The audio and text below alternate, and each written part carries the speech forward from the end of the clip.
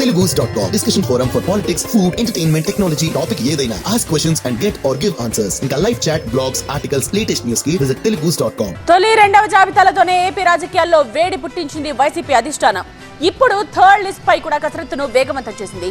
ఈసారి జాబితాలో మరిన్ని సంచలనాలు నమోదయ్యే ఛాన్స్ ఉన్నట్టుగా తెలుస్తోంది. సంక్రాంతిలోగా రిలీజ్ అయ్యే ఈ లిస్ట్ లో సినిమా గ్లామర్ కూడా ఉండబోతోందన్నది తాజా ఖబర్. వైసీపీలో మార్పులు చేర్పుల తతంగం మళ్లీ జోరందుకుంది. తమకు టికెట్ రాదని వార్తలు బయటికి రాగానే అలర్ట్ అవుతున్నారు సిట్టింగ్లో. తాడేపల్లి సీఎం క్యాంప్ ఆఫీస్ కి క్యూ కడుతున్నారు. మంత్రి బొత్స, సలహాదారు సజ్జల ఎమ్మెల్యేలతో సంప్రదింపులు జరుపుతున్నారు. ఈ వరుసలో రాయదుర్గం ఎమ్మెల్యే కాపు రామచంద్రరెడ్డి ముందున్నారు. వైఎస్ కుటుంబాన్ని నమ్ముకున్నందుకు గొంతు కోశారని, జగన్ అపాయింట్మెంట్ కూడా ఇవ్వలేదని ఆక్రోశం వ్యక్తం చేస్తూ ఇండిపెండెంట్ గా పోటీ చేస్తానని అక్కడికక్కడే ప్రకటించారు కాపు. మంచి జరుగున్నా ముఖ్యమంత్రి గారి నుంచే, చెడు జరిగినా ముఖ్యమంత్రి గారి నుంచే. మేము మంచి చేసే అవకాశం మాకు లేదు, చెడు చేసే అవకాశం కూడా మాకు లేదు. అలాంటి పరిస్థితుల్లో కూడా మమ్మల్ని పిలిచి మీకు సర్వే రిపోర్ట్ బాగలేదని, మీకు టికెట్ ఇవ్వడం లేదని చెప్పడము చాలా నాకు బాధాకరంగా ఉంది.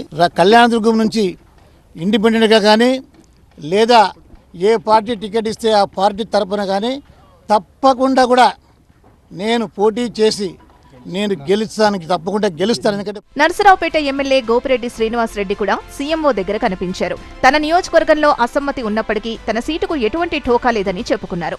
కుటుంబం అన్న తర్వాత ఎవరో ఉంటారు కొంతమంది, ఇద్దరు అన్నదమ్ముల మధ్య గొడవలు అవుతూ ఉన్నాయి. అలాంటిది ఒక పార్టీలో సహజంగా ఉంటాయి. అవన్నీ ఎలక్షన్ ముందు ఆశాభావాలు ఉంటారు కాబట్టి సహజంగా జరుగుతూ ఉంటాయి. దాని గురించి పట్టించుకోవాల్సిన అవసరం లేదు. మాకైతే సీఎంఓ నుంచి ఎటువంటి పిలుపు లేదు.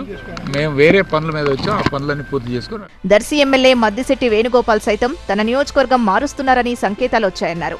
కానీ తాను వైసీపీలోనే ఉంటాను తప్ప జనసేనలో చేరతానన్నది అవాస్తవం అన్నారు. ప్రస్తుతం ఎక్కడికి వెళ్ళలేదు, నేను ఇక్కడే ఉన్నాను బాబు.